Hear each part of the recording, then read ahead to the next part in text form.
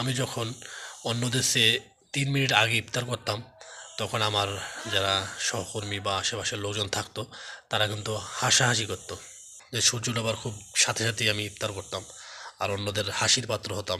৬টা ২তে ইফতার, ৬টা ২তেই আজান। আমরা ৩ মিনিটের যে সতর্কতা অবলম্বন আগে করতাম, সেটা আমরা এবছর আর করছি না। ওই রকম সুযোগ না থাকায় আমরা অ্যাকুরেট টাইমটা শুধু এখানে উল্লেখ করেছি। আজানের জন্য বসে থাকবেন না, সময় দেখবেন। স্থানীয় সময় যখন সূর্যাস্ত হওয়া মাত্রই বিসমিল্লাহ, খেজুর খেয়ে ফেলবো। পারবেন তো? আসসালামু আলাইকুম। সবাইকে রামাদানুল মোবারকের শুভেচ্ছা। সবাই কেমন আছেন? আসলে এটি গুরুত্বপূর্ণ বিষয় আলোচনা করব। আলোচনা করার মতো জ্ঞান বা মেধা আমার নাই, তারপরও যতটুকু সম্ভব আপনাদেরকে সতর্ক করাটাই মূল উদ্দেশ্য। তো আসলে ইসলামিক ফাউন্ডেশনের একটি বক্তব্য দেখে আজকে ভিডিওটির প্রতি উৎসাহিত হইলাম। যেই বিষয়টি আসলে ইফতারের বিষয়, ইফতারের সঠিক সময়ে আমরা কখন ইফতার করি। আসলে দীর্ঘদিন যাবৎ আমাদের বাংলাদেশে এক শ্রেণীর আলেমরা সূর্য ডোবার পরেও সতর্কতামূলকভাবে ৩ মিনিট পরে টাইম নির্ধারণ করে দিত, যেটি ইসলামিক ফাউন্ডেশন কর্তৃক সারা দেশে পোস্টার আকারে, স্টিকার আকারে প্রচার হতো, বা বিভিন্ন রেডিও, টিভি বা অন্যান্য যে কোনো গণমাধ্যমের মাধ্যমে সেটি মানুষ গ্রহণ করত। কিন্তু একটি শ্রেণী ছিল যারা সালাফি বা আহলুল হাদিস নামে পরিচিত, তো তারা কিন্তু সেই বিষয়টি মানত না। রাসূল পাক সাল্লাল্লাহু আলাইহি সাল্লামের যে নির্দেশনা, সেটি হচ্ছে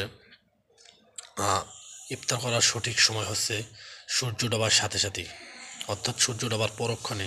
আবার দেরি করে ইফতার করা নিষিদ্ধ। ইহুদিরা দেরি করে ইফতার করে। লা ইয়াজালুন নাসু আলা খাইরিন মা আজ্জালুল ফিতরা।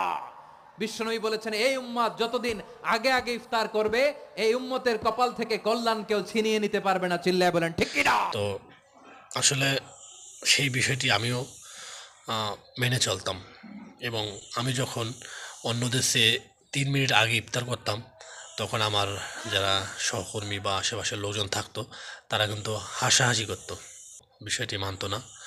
যাই হোক, এটি আসলে সমাজের অজ্ঞতা ছিল, বা কিছু আলেমদের অজ্ঞতা সমাজের উপর চাপিয়ে দেওয়া হয়েছিল।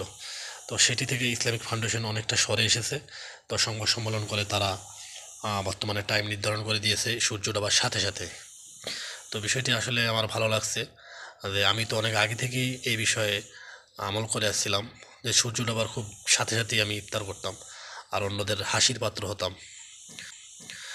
যাই হোক, এখন আপনারা সবাই এই ইসলামিক ফাউন্ডেশনের অধীনেই ইফতার করতেছেন।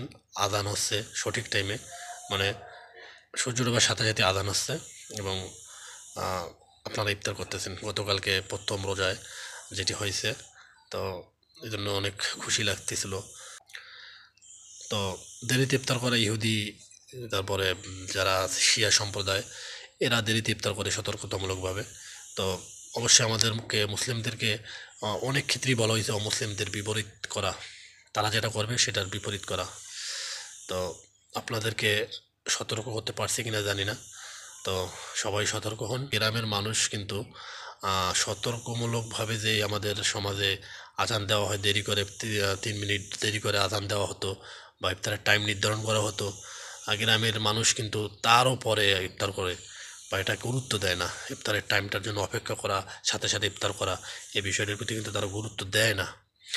তো এই বিষয়ে আপনারা সতর্ক হবেন, খুব দ্রুত ইফতার করবেন, এবং ইফতারে নিয়ে অপেক্ষা করবেন কখন টাইম হয়। এই যে অপেক্ষাটা, এটা কিন্তু একটা রহমতের সময়, এই সময় দোয়া কবুল হয়।